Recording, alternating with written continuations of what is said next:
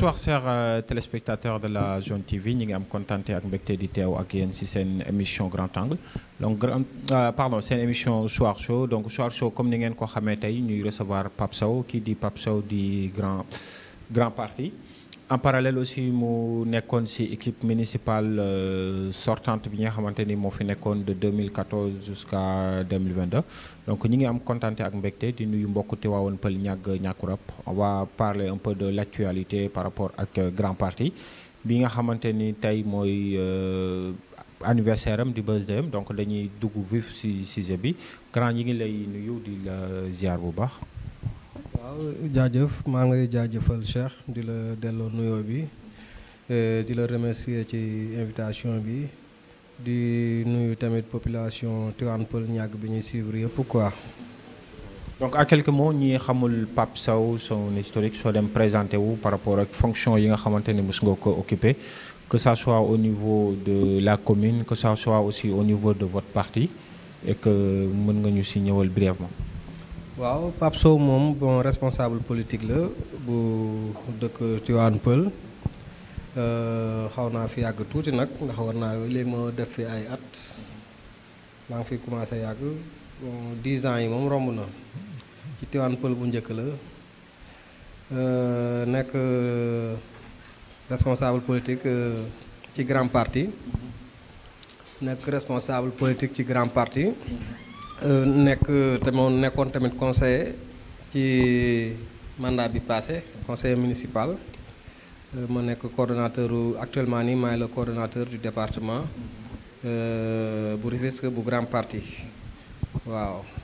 donc tey mu nekk anniversaire u grand parti. mais avant ñuy ñëw ci loolu mën nañ xam ban moment ban année nga intégré grand parti ak nan nga ko intégré.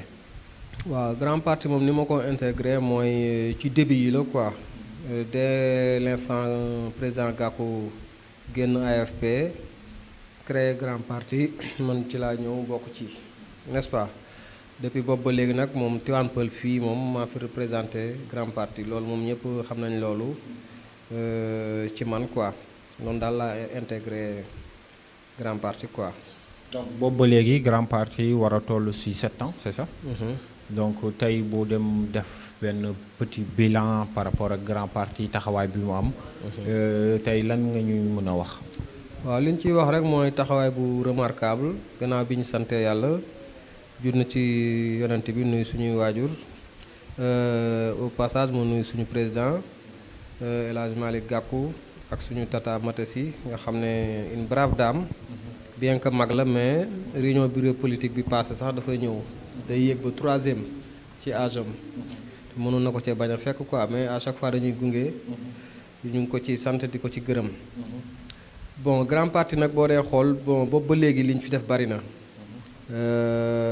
commencé woon nañ fi ay tournée nationale mais Covid bi moo taxoon ñu arrêté ko waaw bi ñu ko commencé def nañ quelque temps dugg ci région yeeg yooyu dem naa ci ay 3 sorties yooyu yoo xam ne ni ànd na ak président ak équipe bi ñu def ay tournée nationale mais nag ci la Covid bi ñëw quoi ci boobu nag lañ ko arrêté ndax ñëpp arrêté woon dañu arrêté seeni ay activités mënuñu ko woon continuer looloo taxoon ñu arrêté entre temps nag ci diggante bi peut-être suñu problème mu ngi commencé ci 2019 élection présidentielle yi ni mu demee ñëpp xam nañ ko mooy Macky Sall président de l'APR moo choisiroon ñu muy àndal ñu muy joŋenteel choisir 5 personnes bon looloo tax ñun bokkuñu ci. ñu jaare ko vous avez été recalé par rapport ay parrainage ak yooyu. non loolu waxin la rek après bon réalité bi éclaté wu na ministre kii nu mu tuddati premier ministre waxaat na ko mu leer n'est-ce pas. pa kii waaw keneen kii. damay fàtte tur bi mais waxaat na ko mu leer ne Gakou nekkul problème mu parrainage moo taxoon ñu reculer ko seulement bon dañoo amoon choix entre grand parti ak Sonko. ak Sonko Pastef waaw léegi nag comme Sonko da doon doog a ñëw bon ñu yaakaar na nag foofu lay gën a yombee mais gis nañ ni mu demee kon ñun nekkul affaire parrainage moo ñu téye seulement rek choix la woon ñu ne ñoom 5 la ñuy choisir 5 ñoo dem noonu la demee mais suñu lépp matoon na à part boobu tamit bu ko gisee boobu ba léegi mais foofu tamit demuñu mais liggéey bi ci ëpp ñun ñoo ko def ndax boo jógee foofu ko kii maa ngi ko taxawu Sénégal.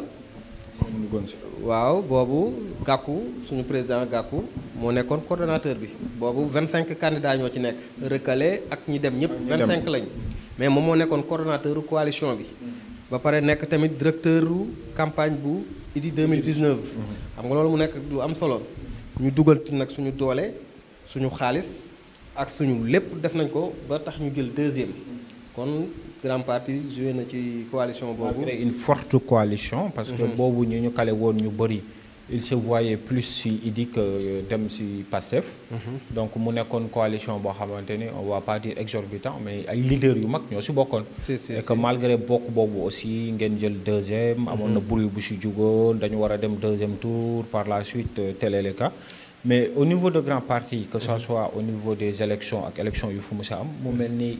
seen taxawaay wala seen doole da si du si feeñ carrément au niveau de Guédiawaye aussi historiquement parlant aussi amul loo leen fa mës a gagné ñu dem xaar élection locale yi par rapport à la coalition Malick Gakou nekk fa Ahmed Aïdara jiite on comprend pas ak Ahmed Aïdara nekk novice ñëw ñu bàyyi ko mu jiite qu'est-ce qui s'est passé réellement waaw boo gisee Guédiawaye mu demee ni mu demee nii président Gakou dafa dépassé léegi ay gérer ay mairie ay nekk ay député ay nekk ay ministre ndax koo xam ne nekk na ministre 2 fois ministre des sports ministre des kii ministre des sports ak commerce. waaw sous tutelle Macky Sall aussi faut le rappeler. si la ko nekkee. nekk na tamit directeur de cabinet ministère des transports. des transports voilà n'est-ce pas ku nekk loolu lépp defe naa nekk na tamit conseil municipal bu ville bu Guédiawaye en 2009. xam nga loolu yàgg na.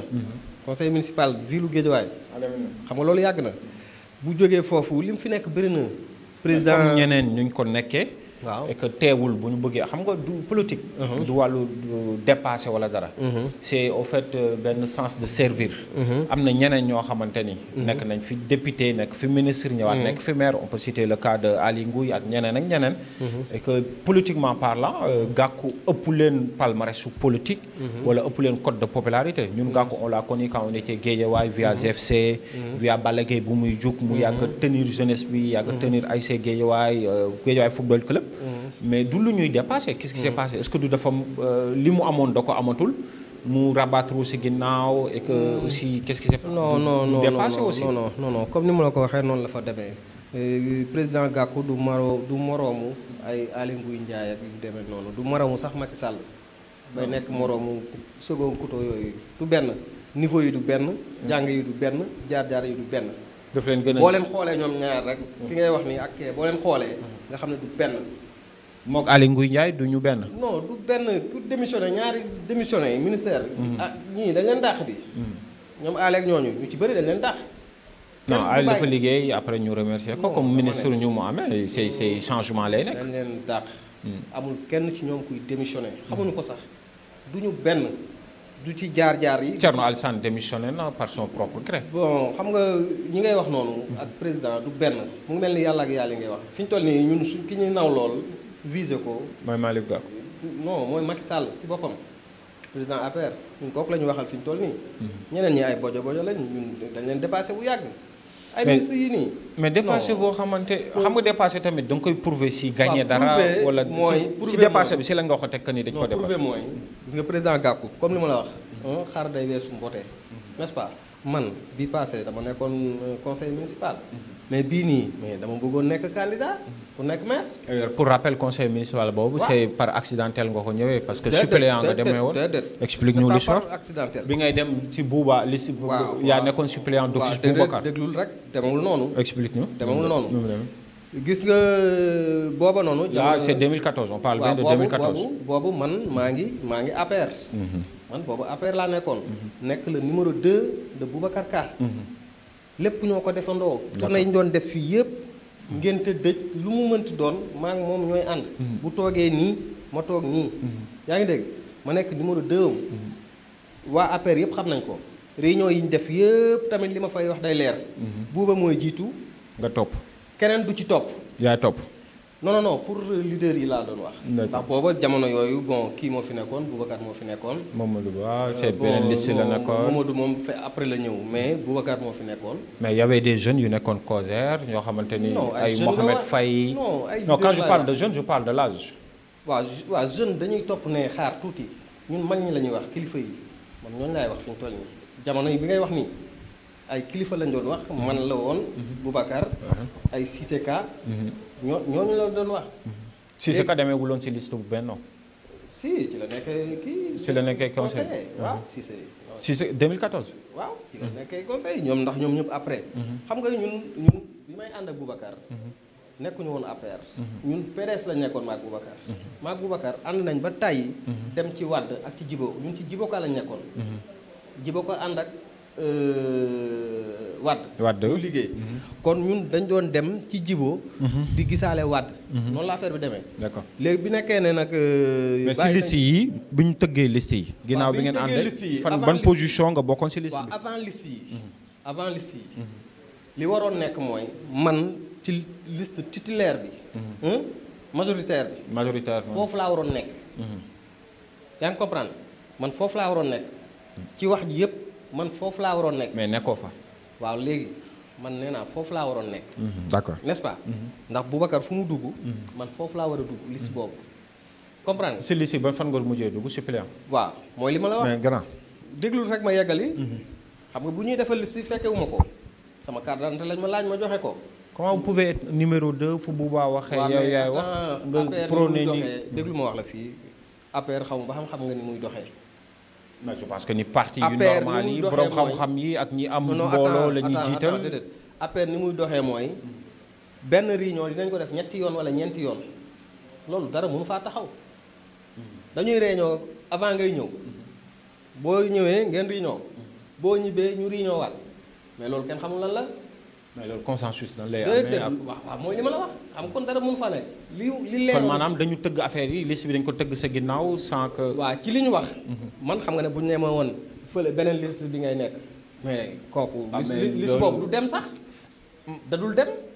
proportionnel bi tax yóbbuwuñ la fa suppléant lañ la def. waaw mooy li ma la wax dama ne la man fële laa waroon nekk ci liste titulaire bi laa waroon nekk. liste majoritaire. waaw wala su nekkul foofu su ma nekkee ci proportionnel bi ma nekk ci 2 wala 3e position yi waruma génn foofu.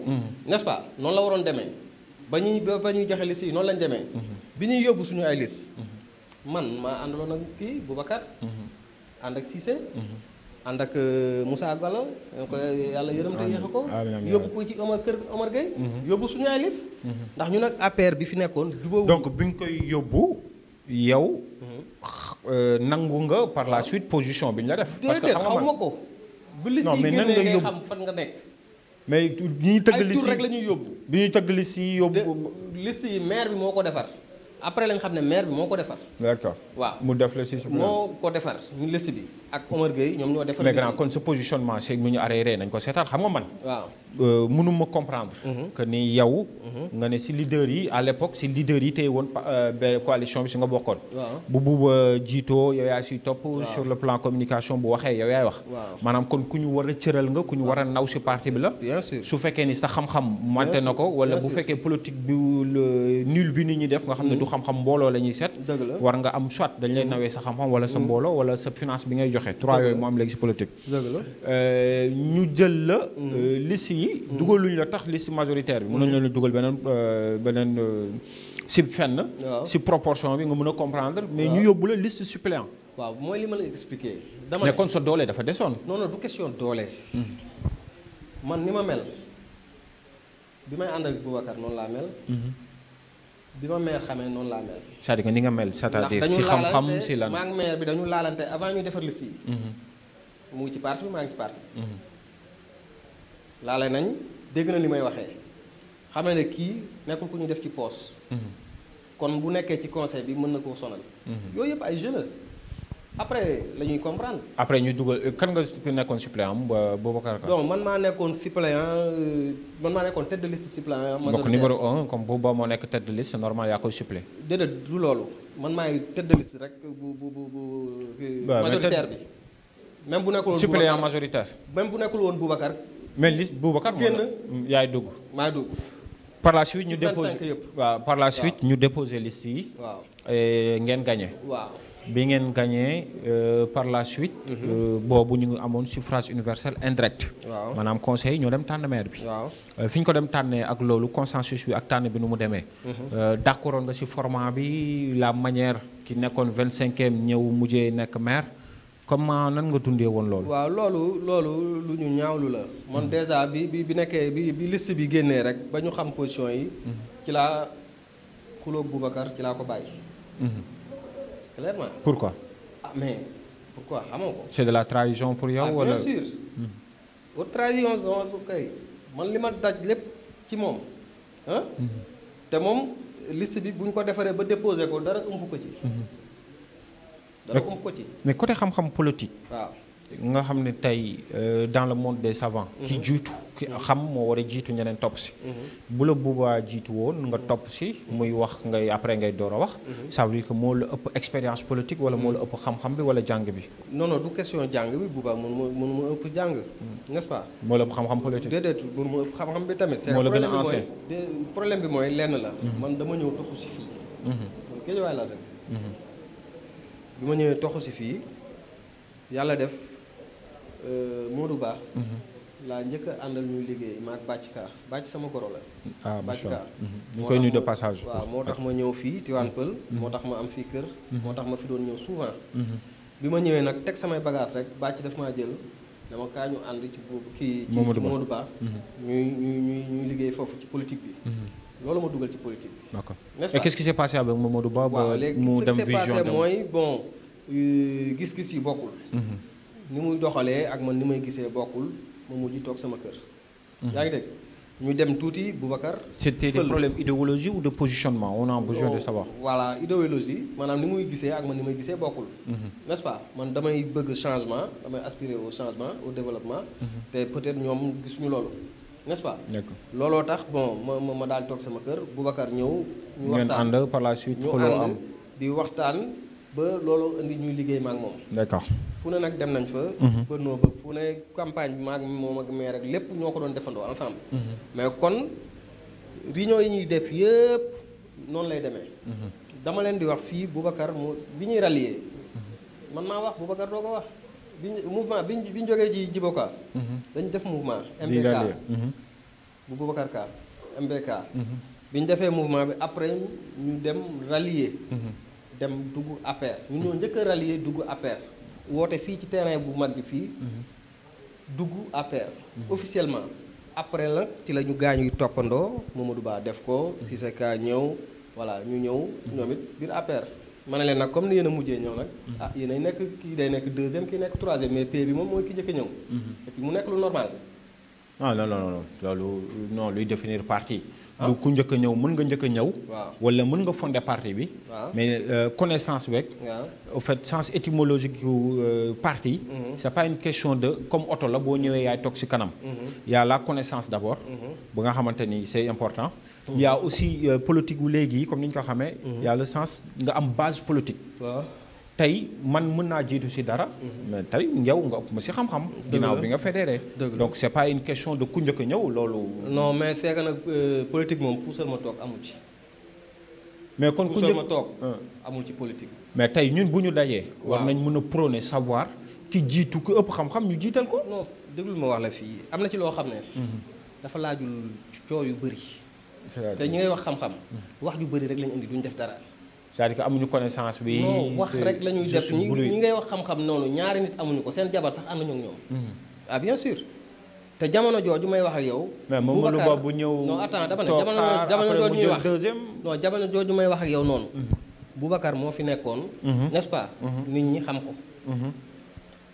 loolu la woon. d'accord kon amul keneen léegi nag ñeneen ñi bu ñu ñëwee nag ah dañuy topp ci gannaawam te noonu la mujj demee ndax moom moo nekk tête de liste bi. par la suite ñu fal maire bi format fal boobu. waaw loolu Baara Yogo laa ko tuddee quoi. c'est-à-dire Baara Yogo ça explique quoi sur politique. waaw ça veut dire que Baara Yogo mooy man bi may ànd ak Boubacar ñuy nangi ci àll bi. moom xamoon na ne moom du nekk maire. loolu mu nekk lu ma metti. c'est-à-dire que manque de courage la trahison la. comment vous jugez Baara Yogo kay jeexal na ay wax. instant ñuy ànd laa wax. di dem di ñibbi si ay 2 heures du matin donc Bouba il n'était même pas prêt pour être maire en quelque sorte. li ma la wax instant yi ñuy ànd laa wax. di dem di ñëw di dugg ci nit ñi di ñëw di ñibbi si ay 2 heures du matin 1 heure du matin. moom xamoon na ne du nekk maire. et vous avez te ñun dañu jàppoon ne. moom candidat la. d'accord ça c'est important aussi. loolu circulé ginnaaw si loolu aussi on va parler donc par la suite.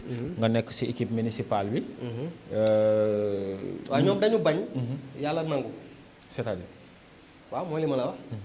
c'est-à-dire que ñoom dañ la bëggoon xeex d'une autre manière nantement génne la si dugg par la suite yàlla nangu ni mu nangoo. waaw léegi ñoom 5 ans lañ ma doon iñaane. def naa 6 ans. d'accord comme conseiller municipal.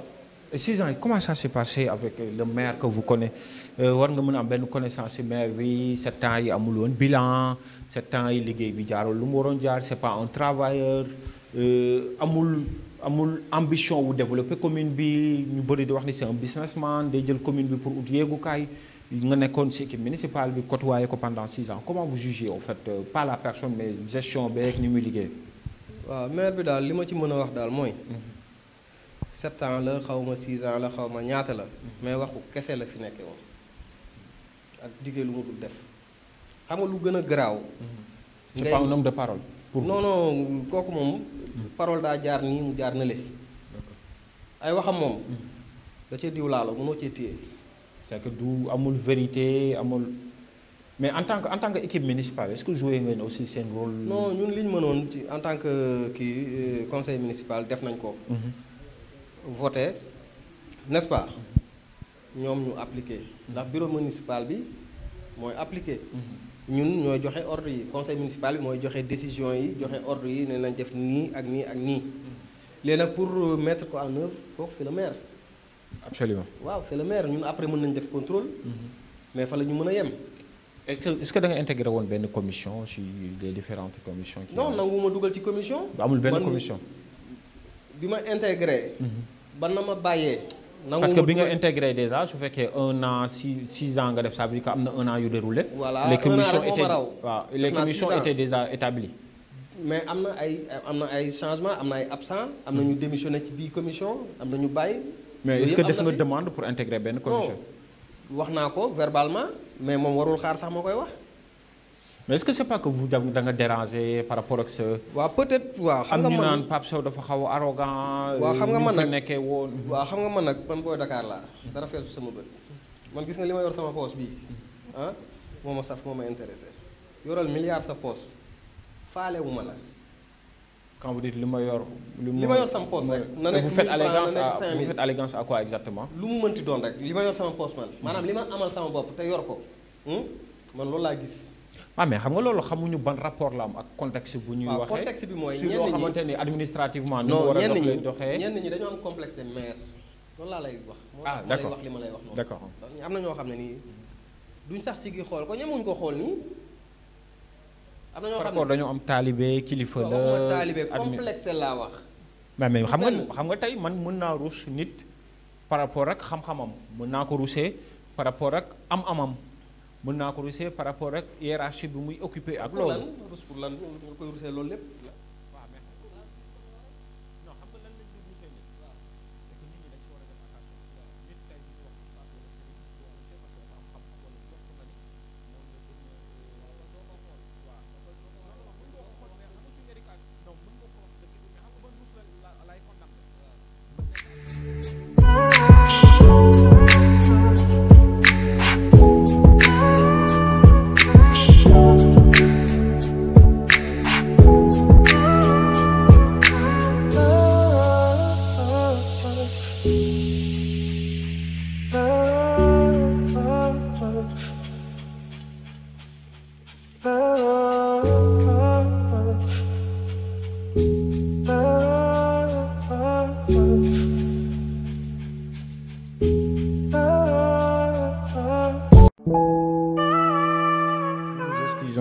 Nous nous excusons par rapport ak pan boobu donc j'étais en train de vous expliquer ni nit mën nga ko su ñu yaree culture tey africain tey tubaab booy wax ak moom xooloo ko ci bët mooy li ngay wax c'est pas vrai Jean-Paul Sartre di ko définir que ni le terme quand vous parlez avec quelqu'un que vous le regardez mën na ko signifier ni lâche la wala dara.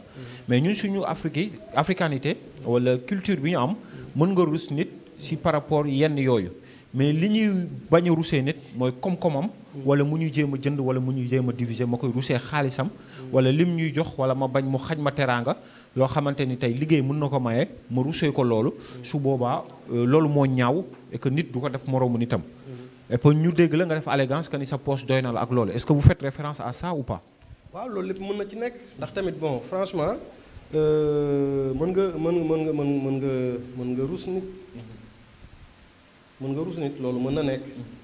mais complexé ak rus nit du benn. ok d'accord du benn n'est-ce pas complexé ak rus nit ki. mais complexé bi lan mooy causalité bi vous parlez de la. waaw non mais complexé moom mooy ku complexé rek. waaw boo complexé c'est un sens d'infériorité. waaw doo gëm sa bopp. da ngay tuutil sa bopp foo toll boo gisee nit defe ne moo la ëpp voilà moo la ëpp niveau. et à l'époque comment wala laa wala léeg loolu laa lay wax. à l'époque comment étaient les débats bu ñu posé benn débat. est-ce que c'était contradictoire est-ce que amoon na conseil municipal bi xam nañ ne ñoom fi ñu toll nii li Pape Sow ñëwul dañ ciy sant yàlla fi ñu toll nii dañoo bég fi ñu toll nii ndax y a personne qui dérange léegi conseil bi comme dëju liir kenn saful yàpp saful jën ay conseil yu soof la ñuy def actuellement nii. ndax ñoom ñëpp benn côté la ñuy riiti jëm. mooy fu meer xool moom la ñëpp xool. voilà jeex na lu mu wax la ñu ñëpp wax. à l'unanimité vote yi moo fay am. loolu du conseil te bu njëkk ba dafa amoon ay contradictoire man ci kanam laa doon toog boo duggee premier chaise ci kanam jàkkaarloog moom nii face ak face. du ma nekk deuxième rangée du ma nekk troisième tooguma ca gannaaw su ma ko naree sax du ma ñëw. mais est-ce que débat contradictoire yi nga dem poser est-ce que c'était carrément objectif. ah bien sûr. boo gisoon mu doon déranger kay loolu la. c'est par rapport à votre objectivité. bien sûr ndax li ma doon laaj laa war a laaj te lépp ci dëkk bi la jëm. d'accord lu ñu waroon defuñu ko affaire yu demee noonu. ginnaaw si loolu ñu dem si élection locale. maire bi ñu falaat ko mais mu am benn particularité. boo xamante ni on va dire que benn coalition boo xamante ni def na réveil bu garaaw. par rapport ak élection yi ñu koy wax coalition Yewwi. au niveau de notre commune ñu calé liste bi. demuñu. et que par la suite nga mel ni ku disparaître gisatuñ la ci radar yi.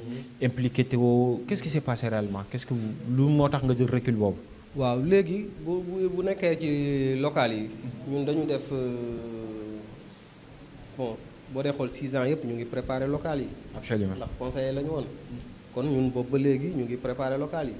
bi mu jegee maa ngi doon dugg ci dëkk bi di def sama ay tournée c'est ay femmes yooyu yëpp doon naa ko def pré-campagne la woon n'est-ce pas léegi nag bi ñu demee nag ba war a defal liste yi tamit voilà parti bu ne comme coalition la parti bu ne benn candidat nga am droit indi. mënoo indi ñaari candidat n'est-ce pas. absolument Pastef benn candidat la ñu indi. PUR benn candidat parti yëpp benn candidat la ñu indi léegi nag au sein de notre parti grand parti. léegi ma ne man candidat laa am keneen ku ne candidat la dëkk ñàgg n'est-ce pas. léegi vous pouvez l'appeler par son nom. non je l'appelle pas son nom dama yem foofu rek baax na en tout cas ñàgg la dëkk. léegi bi ñu demee ci président pour mu trancher. mu ne Pape comme que yow yaa féete ndaw. te moom mag la bàyyi ko rek mu dem yow am nga yeneen chance pour présenter waat beneen yoon incha allah. nga d'accord. ma d'accord ci loolu. ma daal di bàyyi mu sedd ñu jël kooku mu nekk candidat bi loolu mooy pour grand parti léegi nag mu des ñu ñëw ci coalition bi. waaw mais on va rester sur grand parti. Là ça devient un peu flou à mes yeux.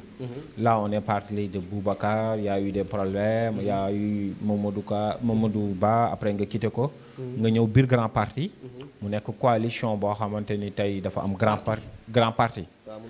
waaw mu nekk parti. donc parti boobu war a imposer donc Pastef waroon imposer moo imposer Diédhiou là on parle de Amath mi nga xamante ni tey mooy coordonnateur yi moo nekkoon tête de liste wu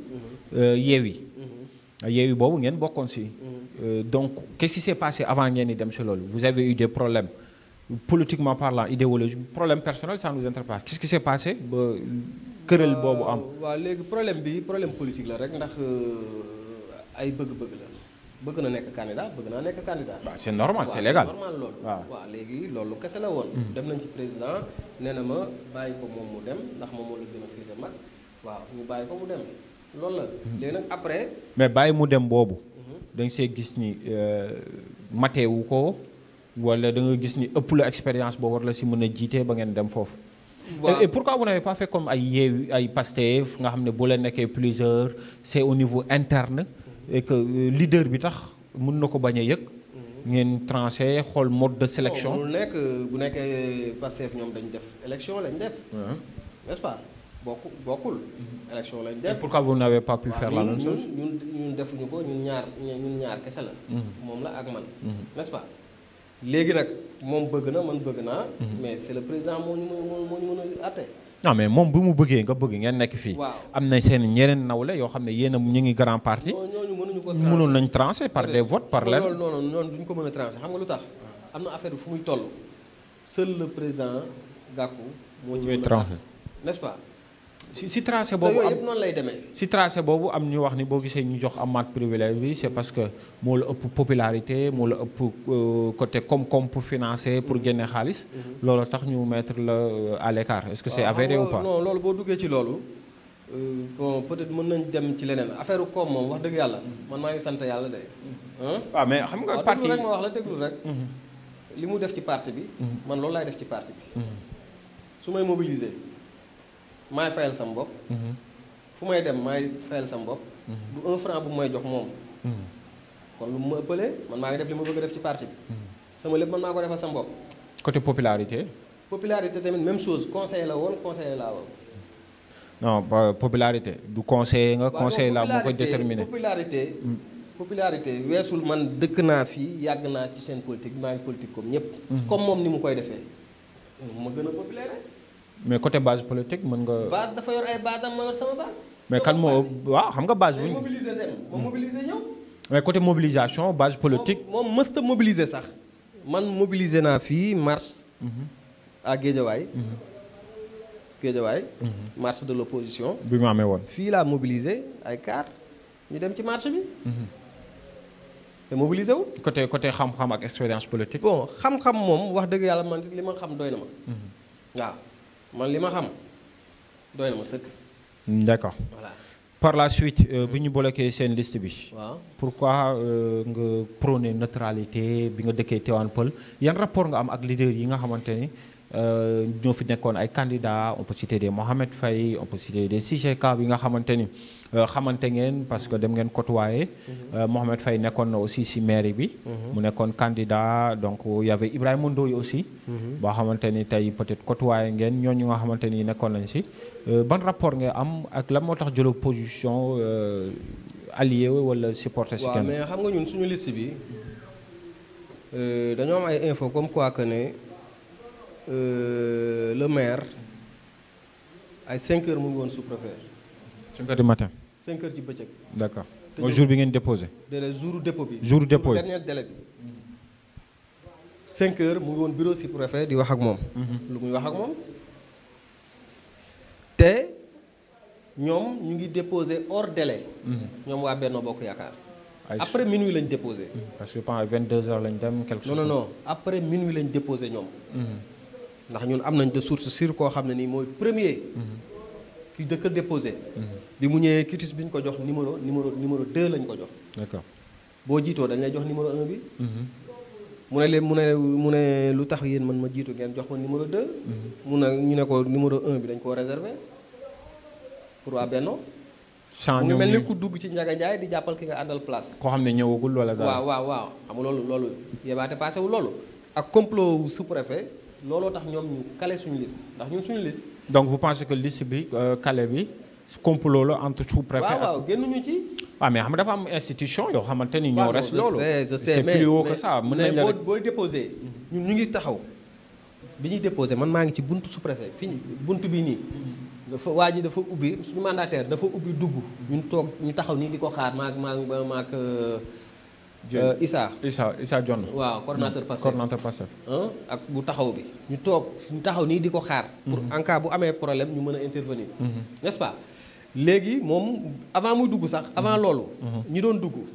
ñun ñu ngi toog nii am na koo xam ne dafa ñëw ne da ko manqué benn carte d'identité mandataire la de mais dafa génnaat fekk ñu fi ñu toog wax ñu ko léegi nag daal di yónni kenn mu dem Bambilor indil ko benn carte d'identité légalisé wuñ ko sax mu indil ko benn carte d'identité mu jox ko benn la woon déedéet beneen liste la woon beneen liste bokk waaw mu ñëw jox ko mu dugg pour madame matal n'est-ce pas léegi ñun bi ñuy suñu mandataire duggee ñu toog di ko xaar moom mu dugg génn won ñu papier yi mu déposé ak cachet yeeg tout ça ne recevoir nañ ko ah comme xamuñu lu xew ci biir ah ñu ne kon baax na kon lépp nice ñu daal di ñibbi ñu ngi fa jógee jour boobu ay 7 heures 7 heures du matin 7 heures du matin waaw lañ fa jóge te ñu ngi fa ñëw minuit d'accord ñu ngi fa jóge 7 heures yaa ngi dégg léegi li xew ca biir nag ñun après lañ ko wax il y a plusieurs versions nag mais version bi nga expliqué Diédhiou on l'a demandé nee na ay affaire de suppléants yi la waaw dafa am suppléants yu manqué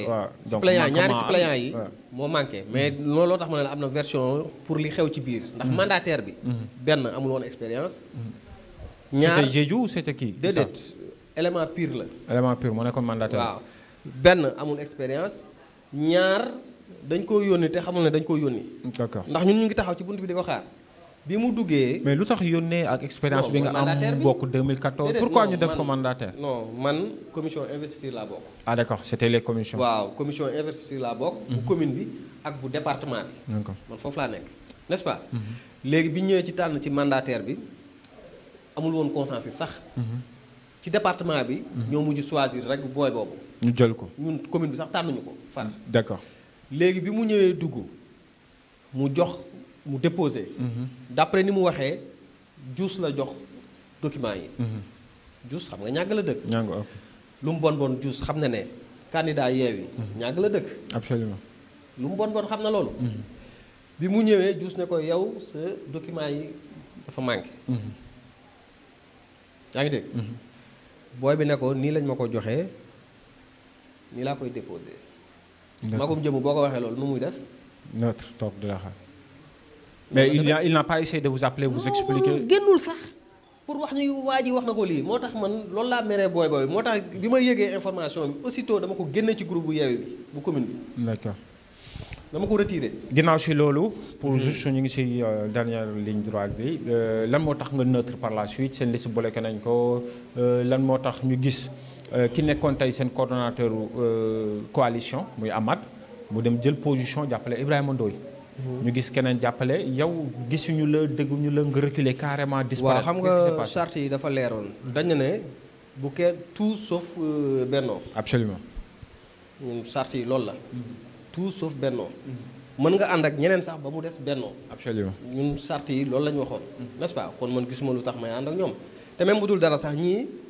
mais je parle pas de la liste coalition Benno je parle des listes parallèles yi fi amoon. même parallèle yi c'est la même chose. donc vous jugez que ñoom ñëpp raison de plus léegi ñoom ñëpp àndaat nañ kon benn la. y avait El Hadj Cissé boo xamante ni demeewul liste parallèle wala amoon. waaw yëpp benn la rek ñoom ñëpp àndaat nañ fi ñu toll nii. non El Hadj Cissé àndul bokk si de nee na moom bokkul. si moom bokk législative yi àndut ak ñoom. non El Hadj Cissé dafa neutre si législative yi. waaw moom. bon en tout cas majorité. non mais là on parle pas des législatives on parle des locales. xamoon nga ni El Hadj Cissé moom def ci la moo tax may waxee lu foofu. d'accord même El Hadj Cissé di amul woon. loolu man Cissé man xaw ma ko. ah ok vous n'êtes pas côté. waaw man xaw ma ko léegi lan moo ñi leader yi nekk fii ban rapport ngeen am. waaw fekk problème bi mooy Faye ay Cissé Ka gis nga ñi nekk fii ñi nga doon wax. ñu ci bëri bi ñu ne prip damaa fekkee départ bi. d'accord. xam nga li ma wax. j'ai compris. voilà damaa fekkee départ bi. kon lu ma ci jaaxal ci ñooñu amul. ba war a tax man may ànd si ñoom. mais jàppale ginnaaw bi ma bokkul. ma choisir ànd ak ñoom benn la laa wax. d'accord vous n'avez pas jugé nécessaire de le faire. non mënul nekk. ginnaaw mënuñu la dénk. nga war a rendre compte nga ne nañ la jaay li ñu la dénk. y a problème. waaw souvent même problème am na. y a problème. n'est-ce pas. voilà ñoom seen jotee ak maire yeeg yëpp yi li ci xew ñëpp dégg nañ ko ñëpp xam nañ ko li leen boole et tout ça. moo leen defar de toutes pièces après dañu mbëkkante. mais nous on n'a pas compris ça ñun ñu fi ñëw ay nouveau ce qu'on a compris. mooy que ni ñoom enregistrement la ñu yoroon. ce qui n'a rien à voir avec la gestion en totalité c'est juste une partie et que duñu ay conseillers ay agents la ñu jëloon. waaw dénk leen benn affaire. waaw ginnaaw bi ñu leen dénkee affaire boobu ñoom ñu gis ni doxal nañ ko ni ñu ko war a doxee. le problème ñu am salaire. ñu am salaire. waaw mensuellement. ce qui est normal comme ni ko ñeneen amee gardien bi ñu ko amee. keneen am ko. ginnaaw bi ñu ko amee ñu am salaire. dem gis ni kii leen jiite. tey da leen jiite en tant que ay agent municipal yoo xam ne mën nga nekk tey régisseur mën nga nekk tey lenn ñu jëkk ñu gis ni kii mënu leen diriger amul xam-xam jël na 7 ans doxalul puusul paasul ñu génn dem def comme nit ku nekk nu mu ko mën a defee. waaw foofu daal wax dëgg yàlla. ñoom seen potum biir la du ma ci sori. la fa xew ak ni mu demee. mais version bi lii nii di nga leen ko nangul wala doo nangu lool. ñi dëkk Tivaouane Peulh. xam nañ li xew de A à Z. d'accord ndax lépp fi la leen fekk. ñoom bi ñuy xëy seen premier jour. di xëy ci mairie bi. xam nañ. mais ba ñuy génn seen setum loxo nangul nga leen ko. déet du ma dugg ci loolu dama ne moo tax ma lay wax loolu ma ne la. bi ñuy xëy seen premier jour ñuy xëy ca mairie ba. xam nañ la ñu yoroon. bañ fay jóge fan yële. xam nañ li ñu yor. waaw mais loolu bu ñu defee waaw xam nga loolu c'est tout à fait normal déglul bu ñu defee xam nañ bu ñu deful xam nañ jeex na waaw mais xam nga grand man tey bi may door a ñëw Zone TV ay t-shirt laa dem sol waaw donc di def ay reportage mbedd bi waaw may recevoir ay grand yu mel ne yow ngay sol yére bu nice ma gis ni tey dama war a yéegal level bi sol chemise waaw loolu c'est normal waaw tey bi ma fi ñëw ak loolu man ki ñuy liggéey maçon tax ba amul woon liggéey si koñ bi dem lekk ay akaraak yooyu bu commencé jot tey 3000 war na mën a jënd benn affaire bu waaw nag mais nag boo fi bëggee dugal dawal dak Ford boo xam ne ni 4 millions lay jar ñu dinañ la woo wax ak yow waaw loolu c'est normal waaw mu ngi noonu nag loolu je pense que ni bu faut ñu évaluer mais ku am salaire ay 300000 400000 wala ñoom amuñu 300000 amuñu ay 400000 Boubacar sax amul 400000 maire sax 500000 la am ñoom fu ñu jëlee 400000 mënul nekk donc premier adjoint amul loolu donc yow amul loolu. donc tout à fait. loolu aussi bon je pense que ni borom xel yi mën nañ ci xalaat. En tout cas lépp fii la ñu fekk ñun xam nañ ni mu demee. c'est que nag bon comme suñuy booy lañ mënuñu nekk fii di wax yenn wax yi. mais booy du ci xam non booy moom ñoom osé nañ. tenté nañ dem ba jël deuxième. waaw yow même liste bële na la bu jàlloon. nekkoo tête de liste bi. waaw donc conseil nga mën a nekkaat ak loolu. waaw ginnaaw loolu élection législative ñëw. ginnaaw bi élection législative yi ñëwee. gisuñu li ci benn activité Yewwi comité électoral Yewwi bi ñu koy teg.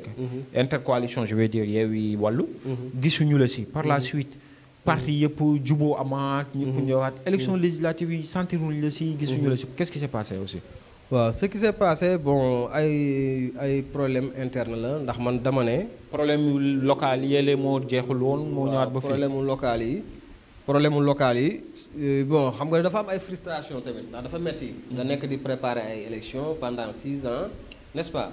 ñu dem ba ci biir mu am ay détails yu banal yooyu voilà xam nga day metti daal. looloo tax bon ñu ci bëri dafa kase seen rythme daal. loolu bokk na ci. n'est-ce pas mais nag.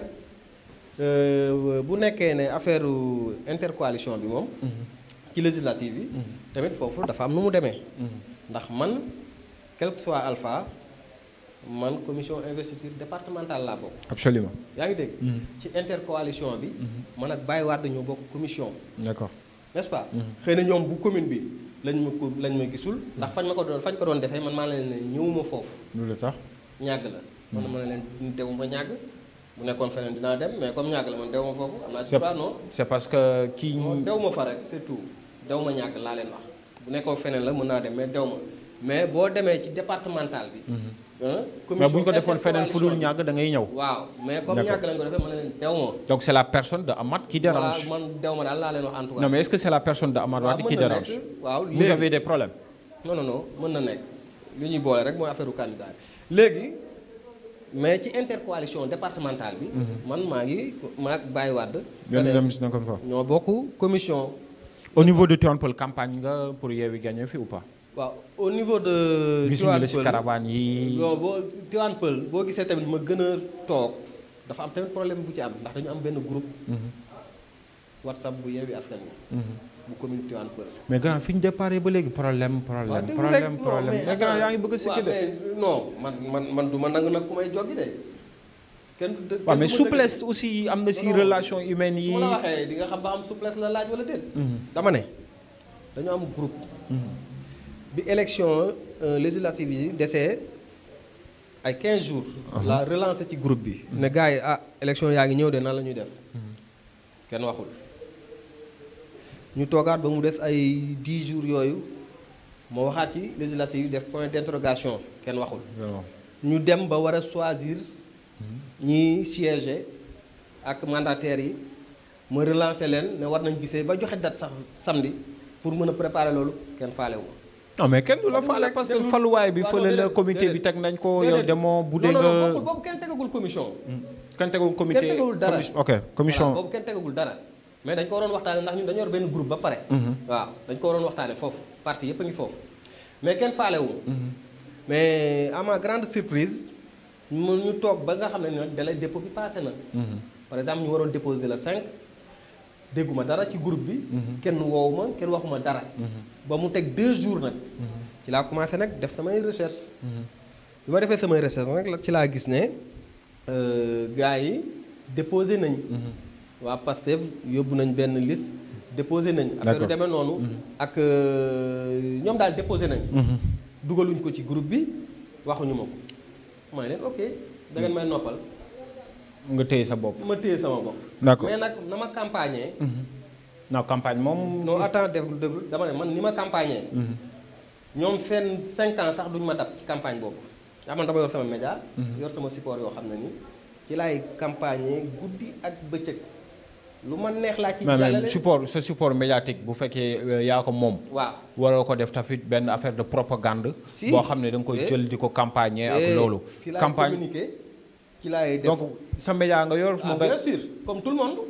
mais ñi fi yor média dañ ci non am na ñu bëri ñu yor média propagande guñ ko duñ ko campagner wuñu seen média. mais man laa wax de. mais sa média bi d'accord sa média bi dem na si benn couverture intercoalition bi couvrir leen ou pas. mais tout le monde dañ koy seetaan ba ci département bi. non ma question est de savoir. ginnaaw bi nga yoree sa média. intercoalition bi nekkoon en activité. am na lu ñuy wax ay couverture médiatique. yenn chaînes yi ni ñu koy defee dem di wane. soit mooy différentes yi fi nekkoon. est-ce que au niveau de l'intercoalition def nañ benn génn boo xam ne sa média boobu yabal nga leen ñu couvrir ko ou pas. non ndax boolewuñ ma ci seen affaire. non mais média bi doo ko xeexee gar. non si sama waa ji man nag fi may gis ni man. yow booy xeex day saf. guerre day saf mondial la ñuy def moom wax dëgg yàlla. comme ñoom dañu def ne seen affaire. teg ne ma neen ma jël samay affaire jaar nii. ginnaaw loolu donc surprise am. ñu dem wax ni victoire bi c'est déjà acquise.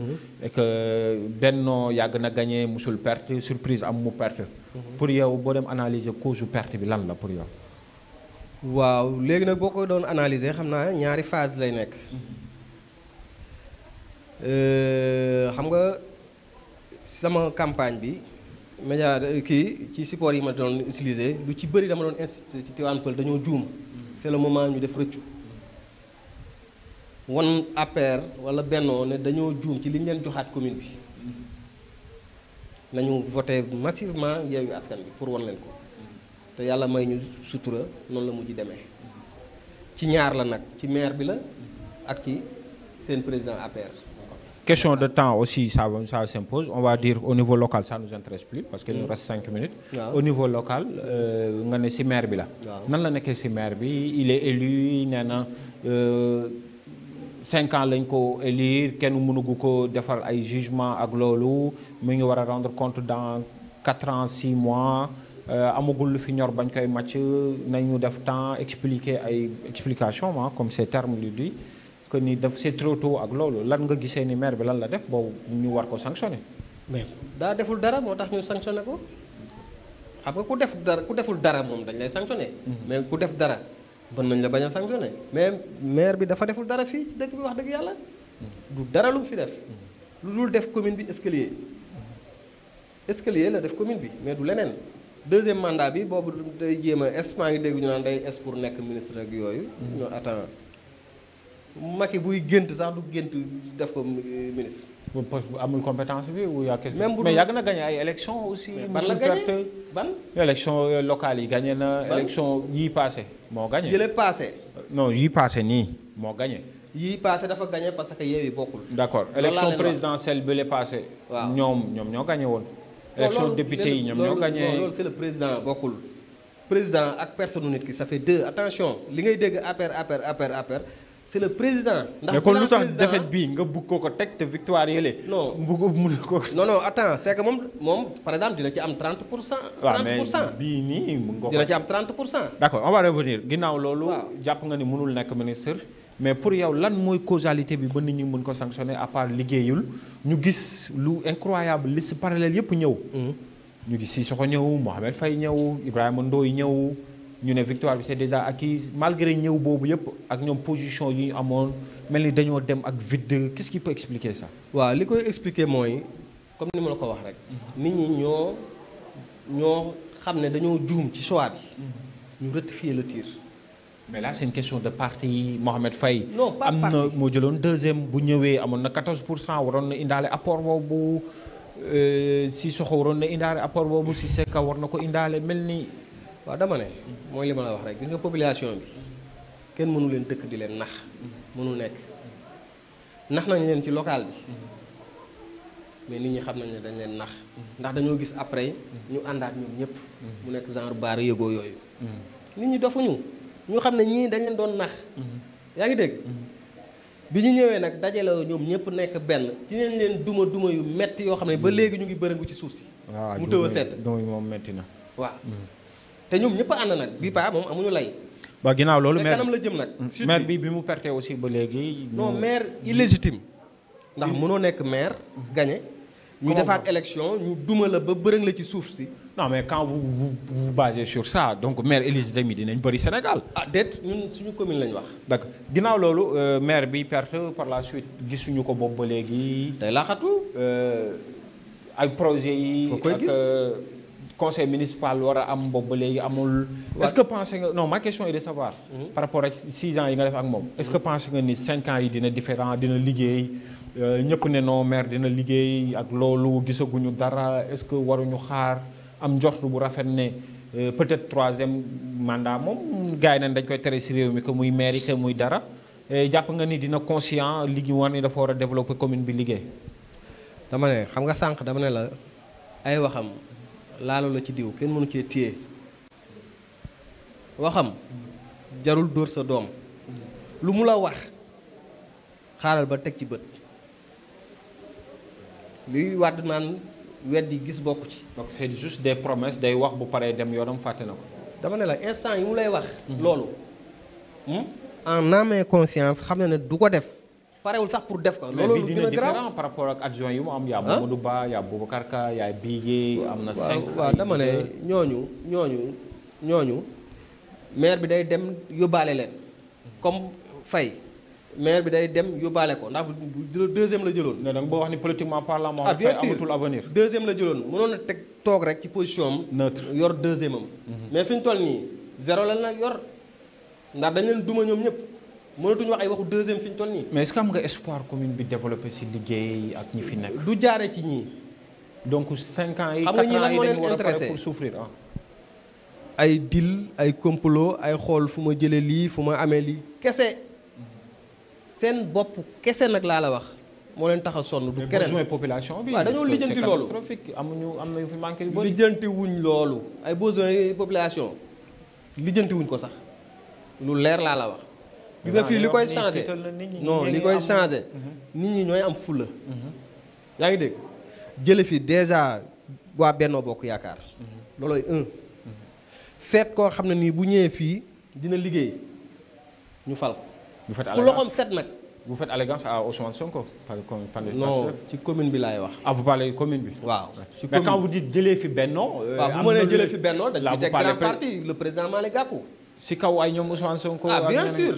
Gakou yaakaar nga ni am na code de pop lu mu war a mën a tax mu tegu ci Sonko. bu nekkee ci njàng moo leen dàq jàng moo leen sut jàng. bu nekkee ci jaar-jaar ci administration pareil. li mu yor moo ko moom dugg na ci gouvernement. mais là vous annoncez que ni vous nous faites savoir en parallèle que ni Yewwi mën na tas. élection présidentielle. non Yewwi bi y avait un pacte bu ñu signé woon. pacte bi mooy dañuy ànd local yi. ànd législative yi présidentielle fa la yem. présidentielle bi ku nekk da ngay dem. ak sa bayali sa baay. yaa ngi dégg. ñun fi ñu toll nii. nga jàpp nga ni grand parti man fi ma taxaw nii di wax ak yow nii nga invité ma nii. affaire Yewwi sama ngañ nekkatu ci. donc là ci grand parti laay wax. mooy sama parti ci loolu lay nekk di xool nu may waxee ak lu may defee ba suñu président El Hadji Malick Gakou dugg ci xolu sénégalais yi. ci loolu laay loolu yëpp nga def ko si ginnaaw ànd si ginnaaw Amath. comme mooy Amath di nga ànd si ginnaawam comme moo. waaye ànduma ci ginnaaw kenn man ci ginnaaw président Gakou laa nekk. mais président Gakou toog ngeen mu ne bàyyil Amath dem. waaw loolu passé na c'est fini loolu jàll na. mais comment vous comptez gagner si diversion bi. waaw dama ne du question diversion. ku nekk day liggéey pour le président Gakou man liggéeyuma pour kenn. pour keneen. man je travaille pour le président. mais parti ensemble de personnes. waaw ensemble la mais. vous pouvez pas travailler nekk si benn commune. on travaille pour le président. ginnaaw loolu temps bi ñu mayoon jeex na. je pense que dinañ amaat occasion développer waat. waaw mais ça sera un peu contradictoire yow ak keneen. koo xamante ni kii na ñu lay gërëm di la bàyyi yan kàddu ngay tëjee ak lan ngay jox jeune commune bi.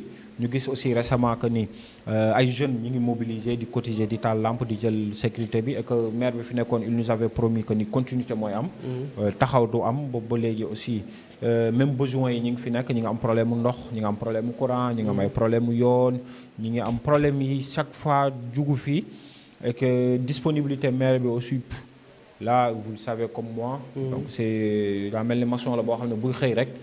day xam ni tey journalier lay liggéeyee mais amul programme de développement. amul plan de développement communal et tout ça donc ñu lay bàyyi ngay tëj ak lan nga mën a dénk ay kàddu espoir commune bi. waaw Cheikh fi may tëjee rek mooy jeunes yi nañu yeewu quoi xàmmee ñi leen di nax ak ñi leen di use xam nga ndax da ciy am solo ndax man ci sama grand parti bi ma nekk dama defoon benn programme bu ma tuddee woon GP Action. un jeune un métier di ci maye ay permis garage bi may naa leen ci 5 permis n'est-ce pas ASC yi ñi bëgg may naa leen ay permis ba bënnoo ba ay permis n'est-ce pas. le programme est toujours disponible. bien sûr ndax man ci li may liggéey. mais ci laa mën a def sama social. absolument n'est-ce pas c'est important. ba fi ñu toll nii Macky daf ñoo tricher sax mu ngi koy def. le président Macky mu ngi koy def bu Benno Bokk Yaakaar n'est-ce pas man maa leen ci jiitu man commencé naa ko depuis bu yàgg boo laajee Abo président garage bi. est-ce qu'il y a une possibilité de partenariat ak mairie bi comme gis nañ Barthélémy mi ngi koy def ak loolu. est-ce que tey ak kan ak mairie bi. je parle pas de maire mais je parle de la mairie est-ce qu'il y a une possibilité. non loolu sur fonds propres laay régler su may affaire. mais s'il y a un partenariat. non est-ce qu'il y a une possibilité ñoom bu ñu la adressé. non c'est pas l'appel ndax ba may nekk conseiller.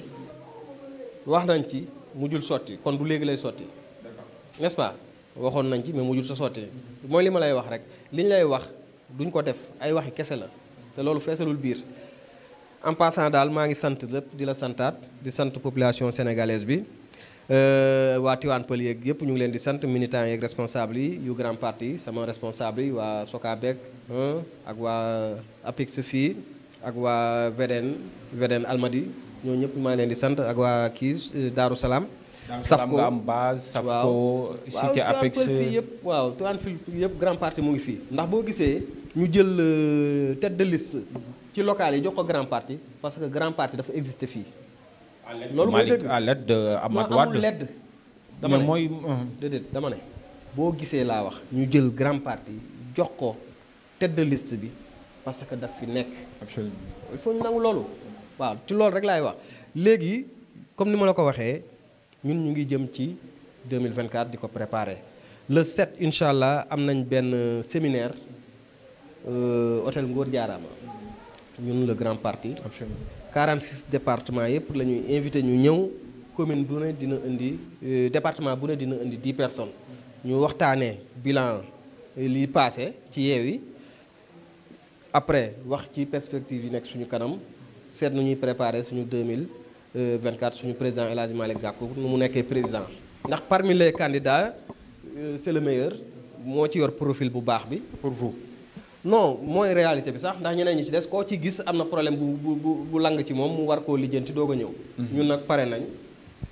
waaw mais yaa ngi sànni xel je pense que ni loolu ay ñoom Issa Dione ak ñooñu dinañ la mën a tontu. ñu lay remercier di la gërëm par rapport ak sa disponibilité. di leen wax ni happy birthday par rapport ak grand parti bi ak loolu. est-ce qu'il y a une possibilité de faire une médiation yow ak Amath. non je peux faire des démarches. non amul lu ñu ciy def loolu y a rien. y a rien à faire. déedéet y a rien déedéet dara amul ci diggante. non y a quelque chose candidat la woon jeex na. jeex na mais jeex na gën ngeen déggante téléphone. waaw bien sûr ndax mu ngi ci liggéey maa ngi sama liggéey. ñu lay gërëm di la remercier Pape Sow nekk ko engagé aussi par rapport ak sa détermination ak wax yi nga fa wax ñuy gërëm mbokk Tivaouane Peulh ñàgg ñàkku rab di leen jox dig daje si toujours seen émission Soir Chaud sur la Zone TV.